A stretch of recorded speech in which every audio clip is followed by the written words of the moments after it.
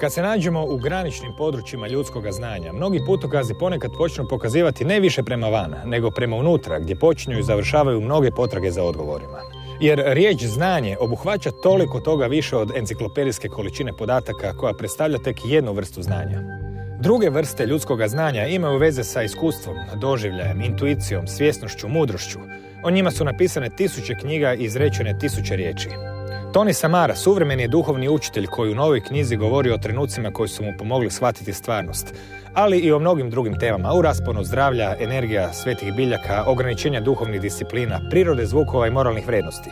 O tome govori i ovdje, na Rubu Znanosti.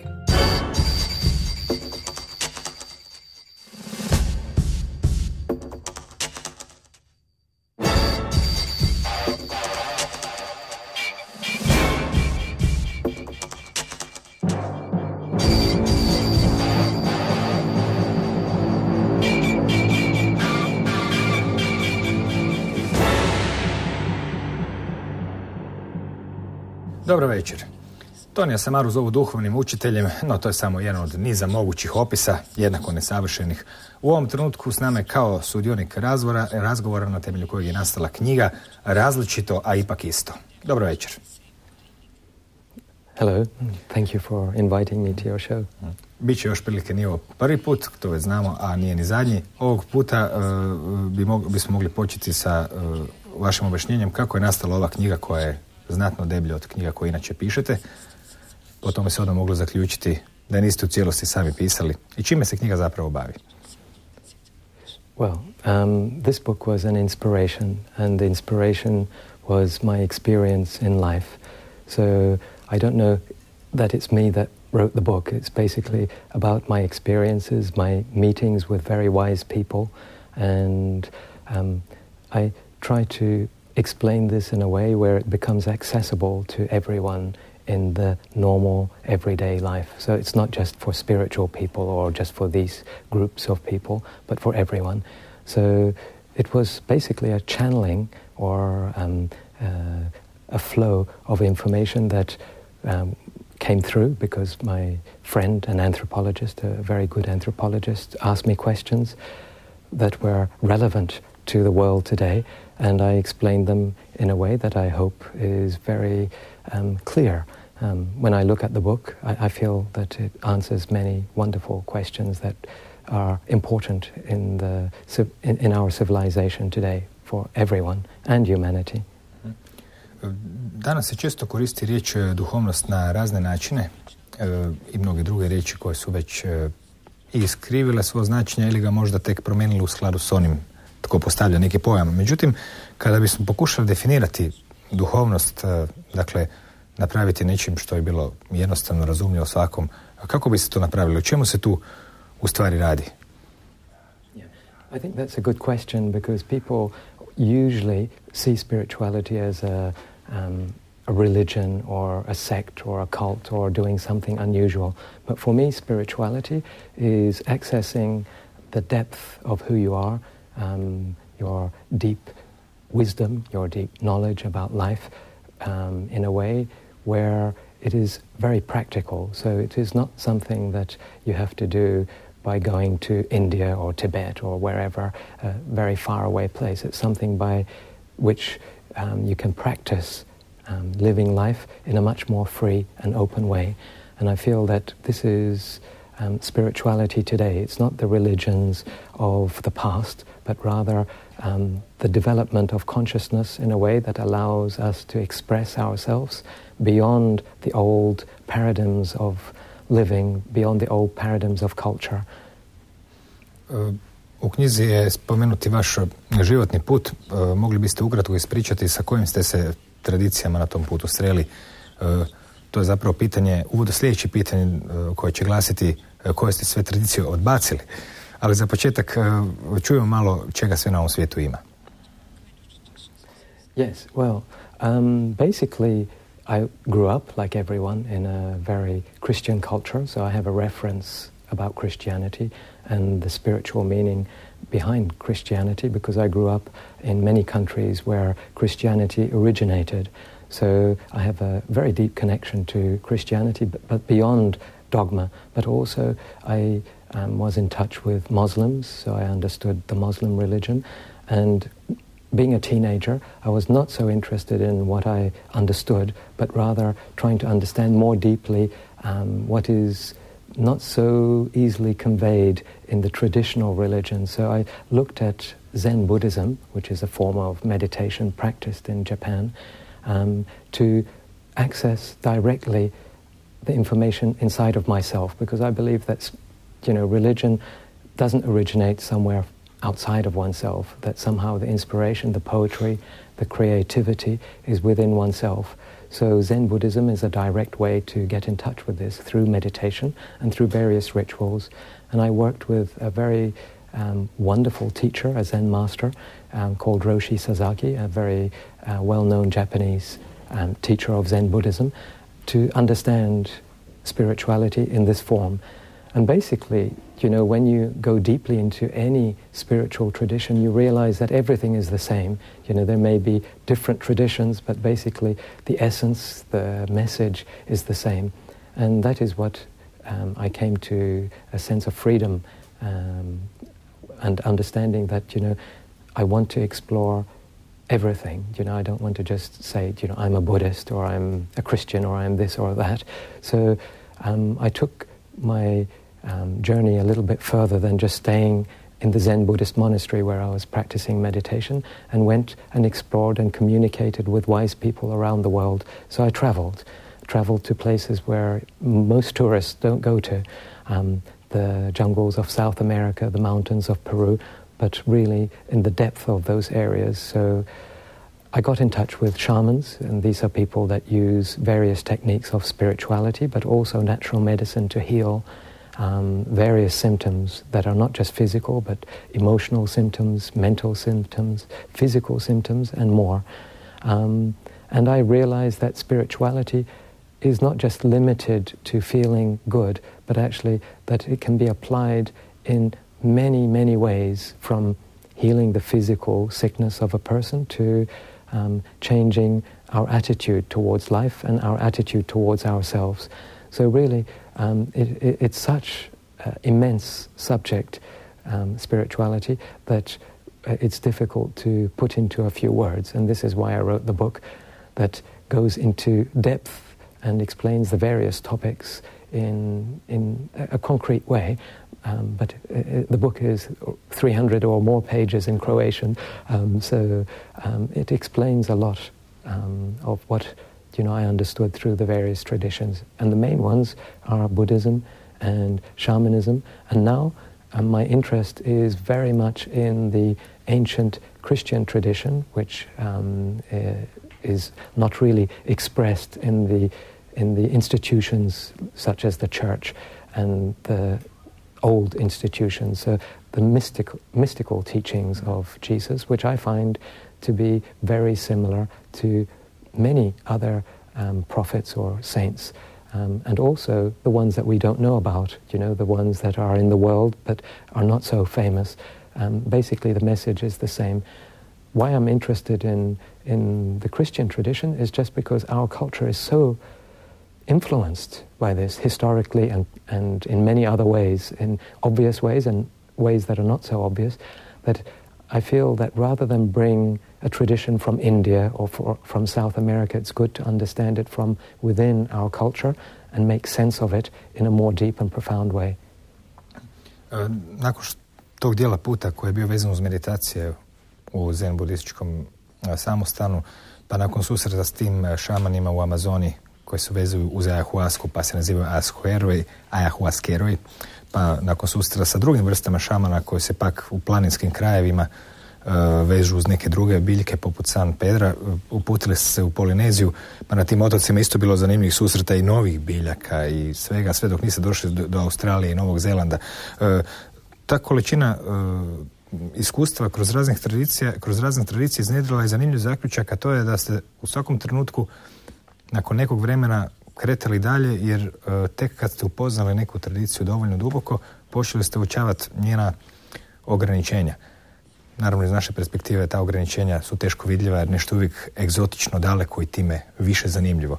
Međutim, je li zaista postoji li jedan sustav razmišljanja ili uvjerenja koji bismo mogli nazvati tako cjelovitim da odgovara na sva pitanja, ili je svaki nažalost proizvod ljudi pa ima i svoje ograničenja?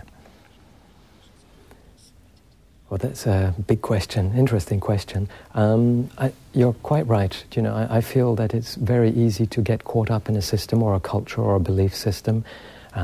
And by doing that, we never go deeper into the wisdom that's within our heart. So my way was always to find the essence in every culture, the reality in every culture as I saw it, and to reflect that reflect within myself to see, if it really touched me and spoke to me, rather than me just adapting to a culture. I was trying to understand the depth of that culture and its meaning in Polynesia, Australia, New Zealand. And basically, like anyone who practices spirituality, meditation, or just lives life, in a real way, I realized that everything, wisdom, is not outside, it's inside. And everything that really makes sense, the wisdom that is inside of ourselves, is you can touch it without going out there and following one system. So the knowledge is not, this is the way, or you have to do this to be free, but rather you have to let go of all the belief systems that create this wall around our mind or our perception of the world. Let it go so deeply that the essence shines through and the wisdom speaks from the heart to you, to your mind, to your consciousness. And I feel that that is what the basic inspiration behind all spiritual traditions is. The spiritual teachers teach from that space. So for us, it is important, us human beings, to go back to that perception of coming back to the heart so that we listen to our own unique wisdom rather than wait for someone to tell us, this is what you have to do. This is what we've done. And in the Western culture, we've always listened to school, this is how you see the world, history, geography. And it's fine because it's a form of knowledge, but it's not the knowledge that satisfied me. I wanted knowledge that was more beyond those pictures. I wanted knowledge that spoke to me, to my heart very deeply.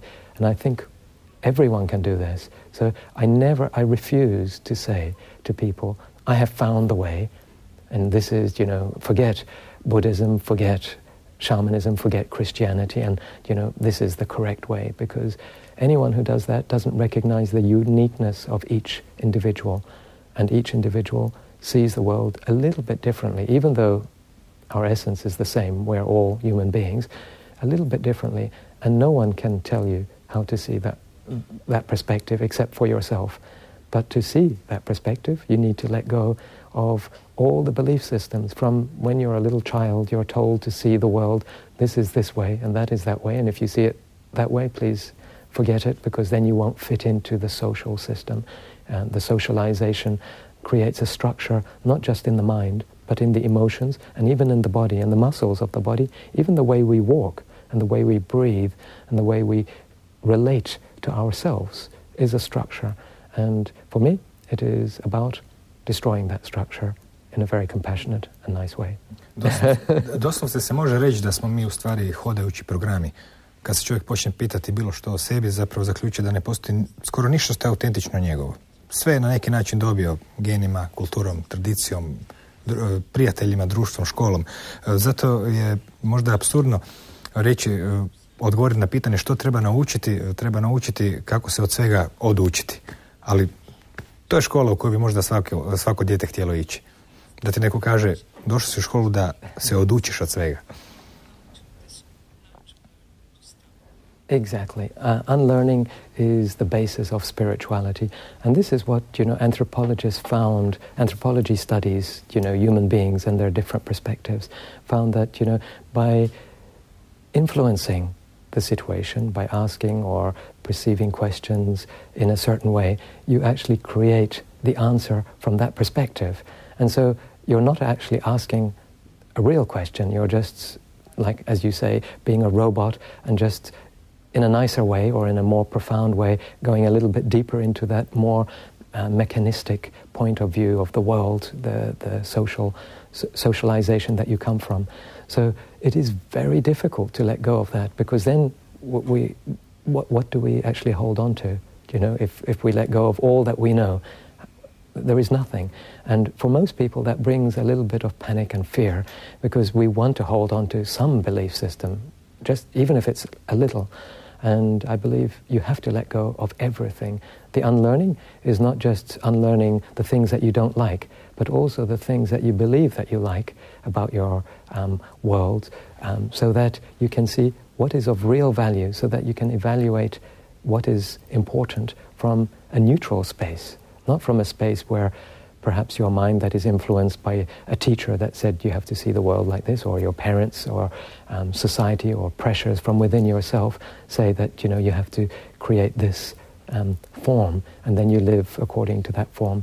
And it's very difficult to explain into words, because it's a practical thing. But one thing that I find makes it easier for people to understand, that if you sit quietly and meditate, which means basically you just listen to what is going on inside rather than always being outside, we will find that the mind is much more than we think. You know, we think with 8% of the mind, 9% of the mind, psychologists say, and that behind that there is the foundation of what creates the thinking, which I call the unconscious, the creative unconscious.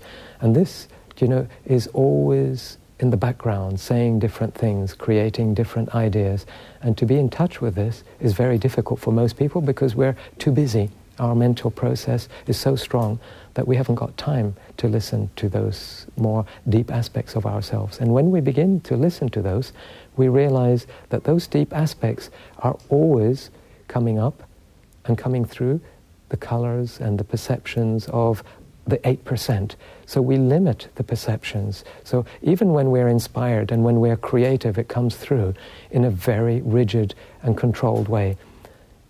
When I look at children, or children who are a little bit more free, so usually younger children, I see that their creativity is not so tarnished by the very strong social structure. And they're amazing. Actually, I find that, you know, if you're open to children, that they teach you how to be real, how to be more human.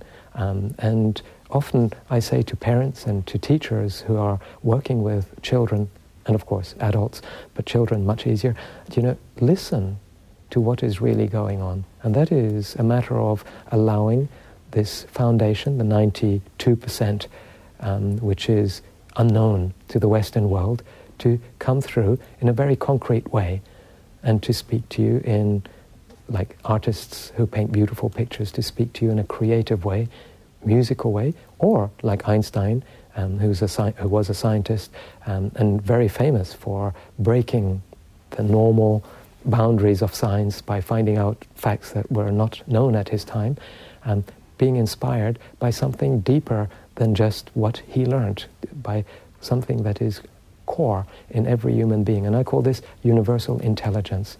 And universal intelligence has the answer to everything, including spirituality, but also practical things. And this is where children are more in touch with universal intelligence, but are programmed not to listen to this because it is so important to do other things.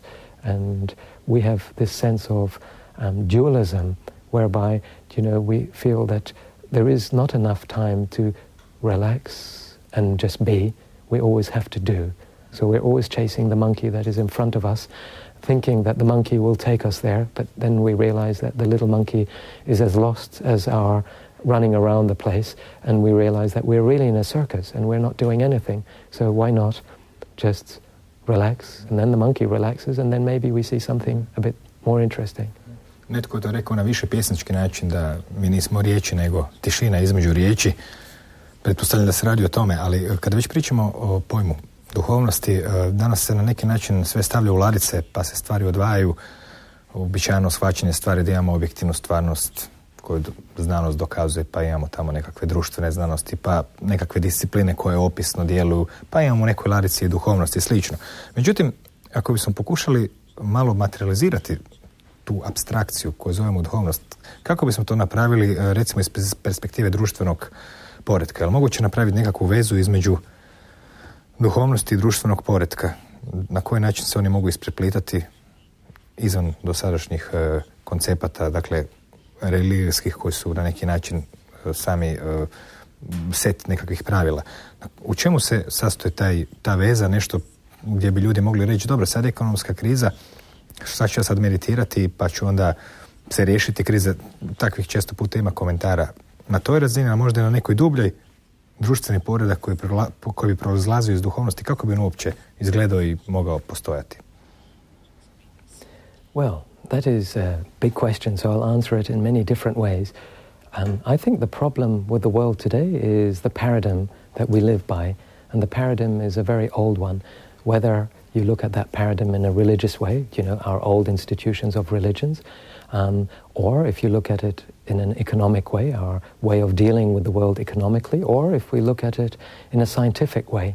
And it always takes a few very creative and courageous people to be at the edge of what is normal, what is acceptable, and to say, you know, if we don't change, then, you know, it's not sustainable. If we don't change the economy, or if we don't change the foundation of the economy, you know, the crisis just won't go away, because the crisis is not just a chaotic, you know, situation that just happened to appear out of nowhere, and then here we are in crisis and we just hope for it to go away. It's the whole foundation of how we are dealing with the world.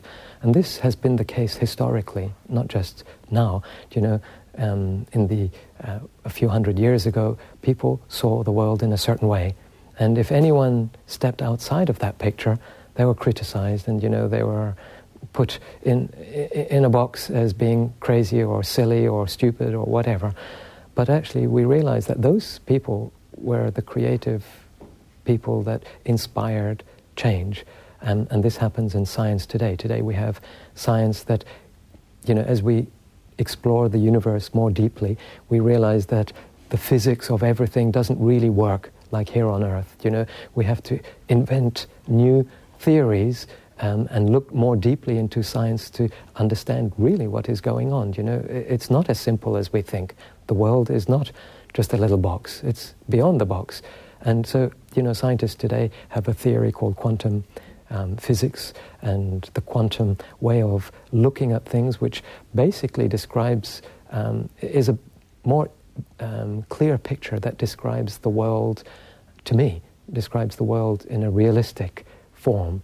And I utilize this to understand the mind, to understand how the mind functions. So I don't see the limitations of the mind. I understand that the mind is very creative and very open in the same way as quantum physics describes that particles within the universe don't function in a very limited or linear way, that they function according to many X factors that we're just discovering now, that people are discovering within themselves, and of course then are discovering outside of themselves, because once you discover that X factor within yourself, then of course you discover that X factor within what yourself is creating outside, such as economy, culture, education, art, music.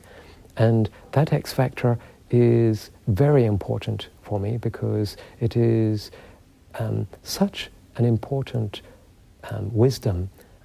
And for me, that wisdom is that nothing is as we see it. It's not as linear as we see it.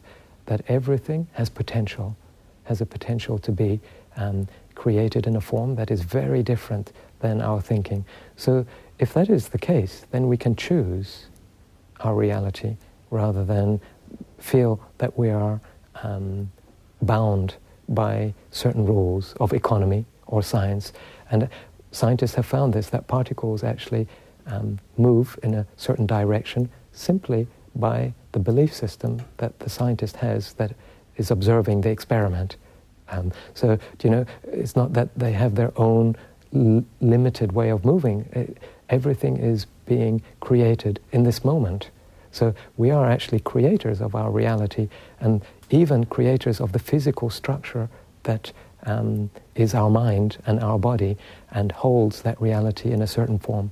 So if we understand that, if quantum physics really proves this to be true, which they're slowly doing, then we can understand that we can go much beyond the limited pictures of economic crisis, and we can address it from a different perspective. And that is the different perspective that economists and scientists today are struggling to understand and to put into a real form, so that economy isn't just about competition and about plundering the resources of the earth and taking the oil out, or accumulating money and putting it in a bank and then losing the money through whatever, that there is something more interesting.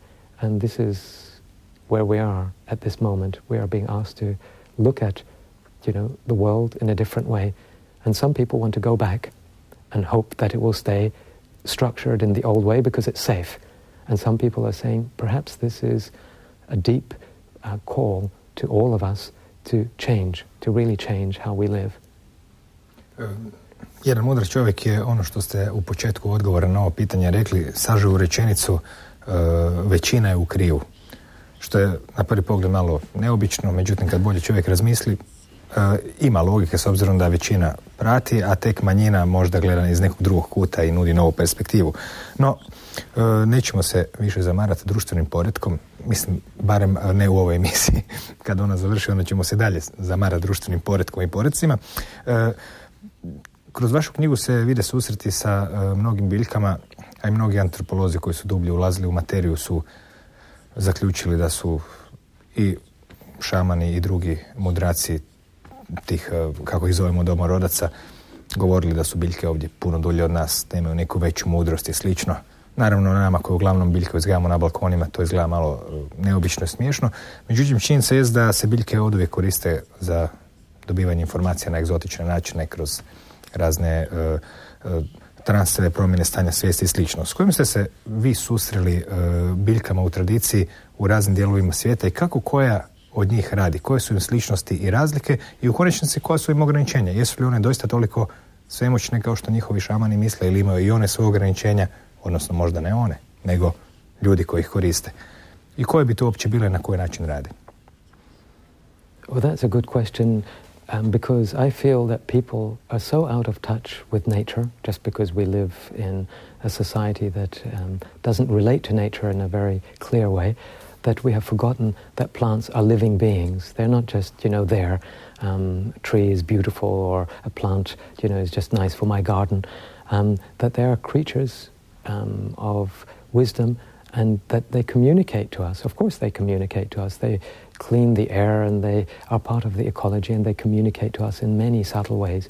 And this is seen in our history of fairy tales and our history of telling stories, like the Scandinavians talk about sagas and various ways of mermaids and archetypal pictures of nature. And we see that they possess a wisdom and they possess a message to everyone. Everyone, loves the forest. And it's not just because the forest is beautiful, but because there is something in the forest. There is a deeper aspect in the forest that communicates to people. And shamans live in the rainforest. They are relating to the forest out of survival, but also it's their home. So they learn from when they are born how to communicate to their friends, which basically is nature, and especially plants. And shamans are probably the most wise people when it comes to using plants in very different ways, for healing physical symptoms, but also for understanding their environment, for surviving in their environment. And they have found that certain plants possess very interesting chemicals. Scientists are now looking at the chemicals that are within those plants. They say contains a spirit, contains a knowledge, a wisdom that gets transmitted to people when you utilize those plants in a very specific way.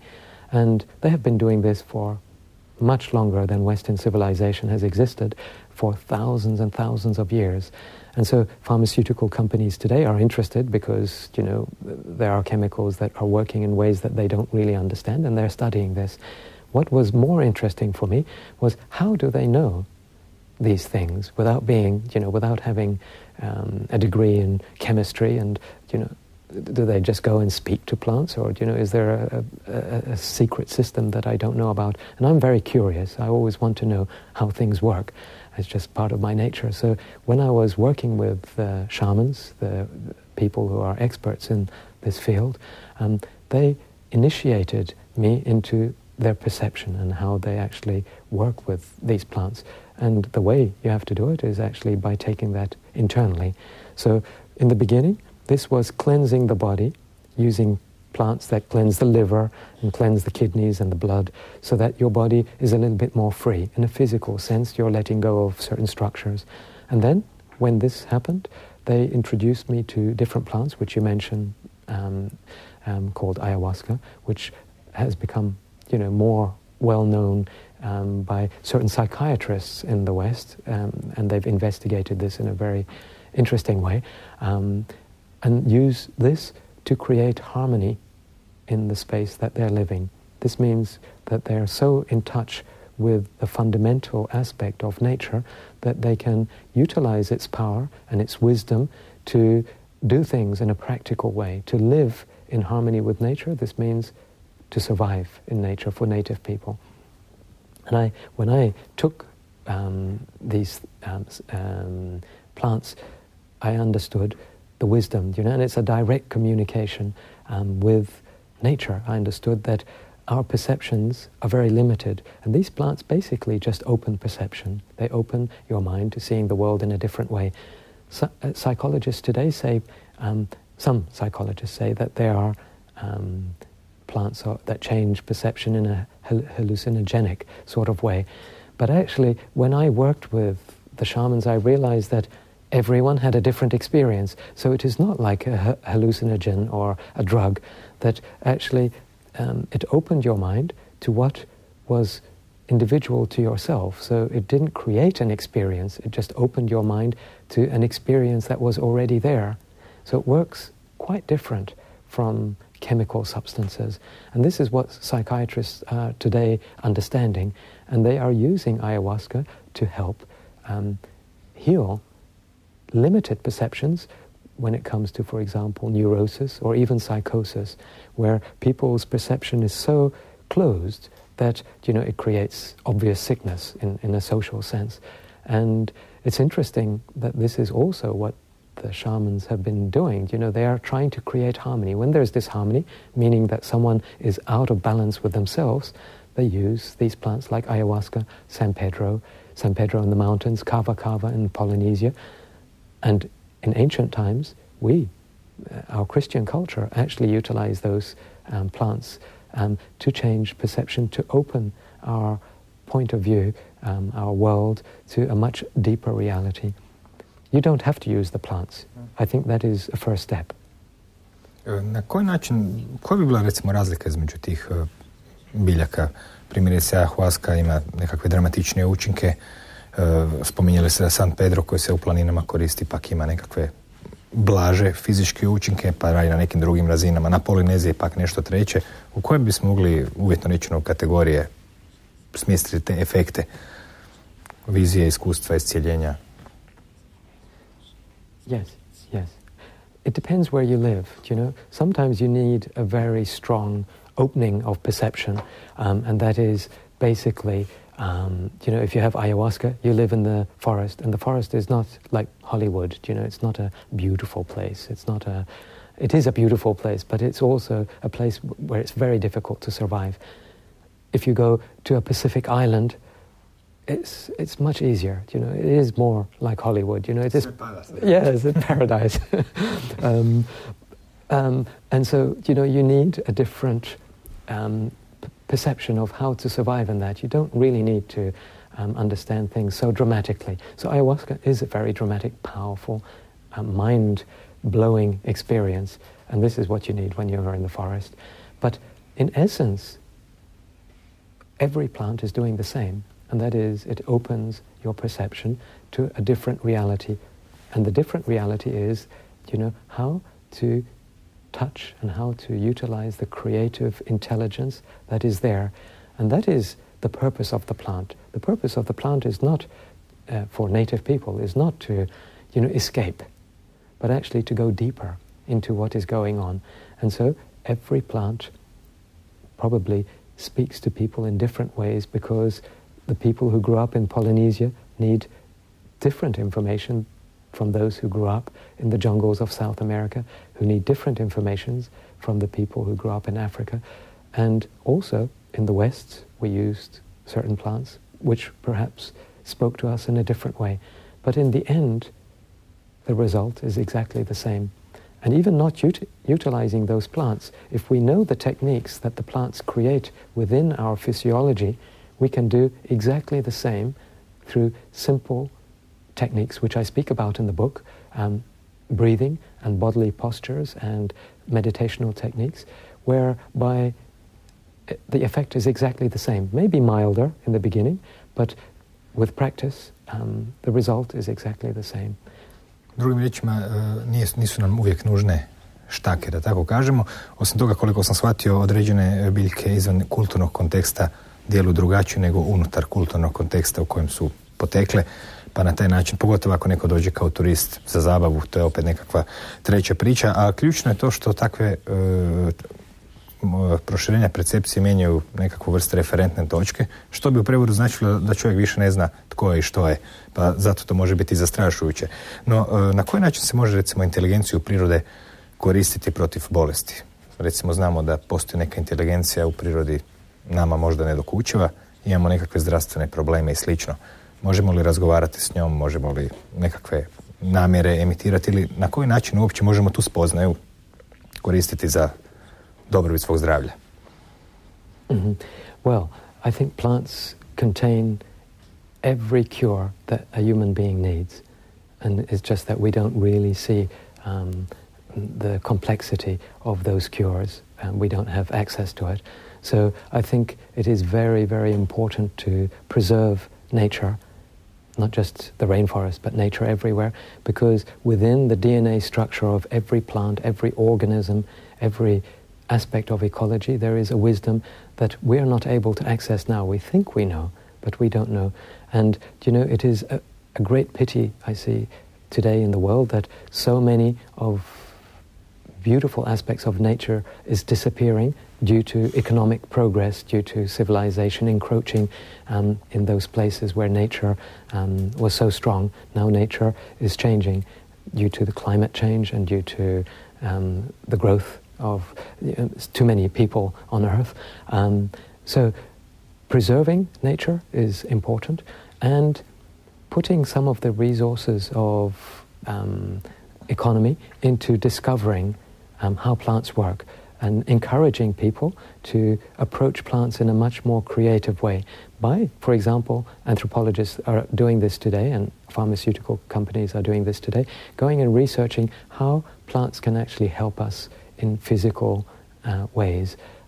They speak to native people who have been using these plants, and they try to adapt it to a situation that is relevant to us. For example, cancer, which is a major problem that costs lots of money in the medical sense, and also in a human sense, it creates a lot of pain, is very easy to work with.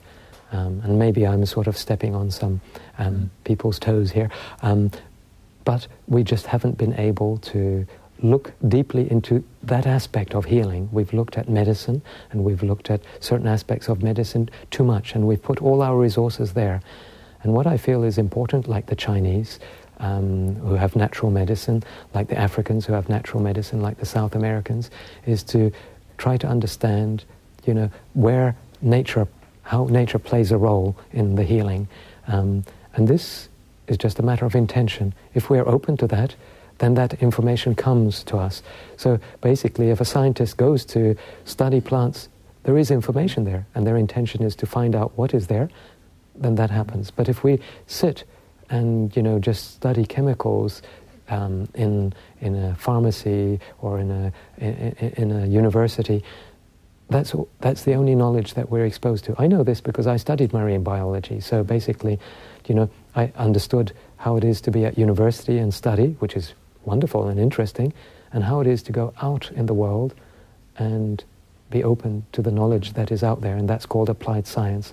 Mm-hmm. And, for me, that is crucial today, that we know a lot, but we have to go out there and study so that we tell people how important it is to preserve nature. It's not just nice, the tree is not just nice, it has an intelligence within the DNA structure that is useful for people today, but also for generations that will come in the future. Logičan bi bio zaključak da je sljedeći korak da počnemo direktno razgovarati s našim bakterijama i virusima. Sve vodi prema tome, zar ne? Čini mi se čak da u tome nema nečeg posebno fantastičnog kad se gleda iz ove perspektive. No, evo negdje prema kraju emisije spomenut ćemo nešto što piše negdje pri početku knjige. To je jedna zapravo sličica, tako bismo mogli reći. Sličica u kojoj razgovaraju i srce. Poznato je naime nekima više, nekima možda manje, da često put kad kažemo ja, je pitanje ko je taj ja u stvari. I često puta je to naravno perspektiva našeg uma koji govori neko svoje ja koje mi možda i nismo i čak i ne raspoznamo ga kao drugačijeg. Kako bi prema vašoj nekakvoj mašti ili ideji izgledao razgovor uma i srca, ko tu pomaže, ko tu sabotira, kakvog lika predstavlja koji od ta dva junaka? Okay, so the first question I'll just answer briefly because it is important. Can we talk to bacteria? I think we can, in the sense, not, in the way we're talking now, but by communicating to many dimensions of that reality, we can understand bacteria not just as something out there that we have to destroy because it's creating some sort of pain or suffering. We can understand it in a much more holistic way. People know that bacteria exists everywhere, but at certain times they mutate due to thought forms or the environment creating the space where they can mutate and become very aggressive and become very strong, so that they're out of balance with everything else that is their environment. This happens, for example, in the digestive system. If the good bacteria, meaning the probiotics within our body, get destroyed. Stvar odjednom postaje jasna. Prvo moramo pomoći bakterijama da bismo pomogli sebi. Jesam li dobro shvatio? Exactly. So that is the point. And that is where medicine is going. And medicine is going to a point which is very different, I believe, than it has been in the past. And it's exactly like you said, it is opening to understand rather than destroy. That is the old paradigm. And then that brings us to the second question, which is, who is I? Who am I really? Am I the businessman? Am I the human being that I think I am? Am I more? Am I less? It is a very interesting question. Once you ask that question of yourself, then I believe that is the first step to opening consciousness. Curiosity and questioning everything, as I did when I was a child. I never believed anything people said. I just would question and really try to understand why should it be this way, is the most wonderful way of opening up to reality. And reality is very difficult for me to put into words, but poets are very good at doing this, and also artists and musicians. They can transmit a feeling of reality which goes beyond the limited concepts of language, which of course are cultural, in a way where we are inspired to go beyond what we think we are. So most people believe that, I'm just this and I can't go any further. I'm this limited feeling, and I feel sometimes a little bit afraid, and I feel sometimes that I'm not good enough, and I feel that I can't do this, and I feel that it's very difficult. Are we those limitations? Or, as I believe, are we so much more, and it's just a matter of tapping into the real I, which is, I believe, divine. It is beyond the limited concepts of socialization. It is so much more. It is everything. And this divine universal consciousness is not just out there. It's not, that God or the divine aspect, the higher self, is somewhere up in the clouds and we just have to try to get there. It's actually only activated when we believe that we are what we are. If we believe that we are limited, then we stay in that limited space.